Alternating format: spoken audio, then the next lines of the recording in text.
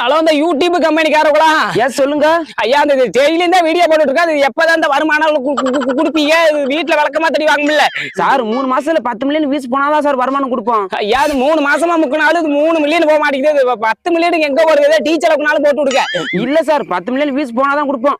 ஐயா சாமி, கோச்சுக்காதீங்க. இது இஎம்ஐ வேற கட்டணும். கை மாத்தா ஒரு 20,000 ரூபாய் மாத்தி விட்டீங்கன்னா கொண்டாடி பிள்ளையோட நல்லா இருப்பீங்க சாமி. அப்படியெல்லாம் கொடுக்க மாட்டான் சார். நீங்க வேணா பேஸ்புக் ஓனர் வேணா கேட்டு பாருங்க. யாவர்கிட்ட ஆல்ரெடி கேட்டுட்டேன். மகளுக்கு ஏதோ திரட்டி வச்சிருந்தாரா, அது கையில இருந்த காசு போனா செலவாயிருக்குன்னு இருக்குது. நீங்க மனசு வச்சா பண்ணலாம் சாமி. பண்ணுங்க.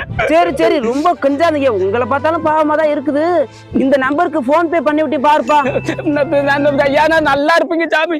ஆனா 3 மாசம் திருப்பி கொடுத்துடணும். ஐயா, 3 மாசத்துல தந்துடுறேன் சாமி. 3 மாசங்கிறது கொஞ்சம் லேட்டாகி ஒரு 3 வருஷம் நான் அது பெருசா எடுத்துக்காதீங்க. எது என்னது? ஐயா, ஒண்ணு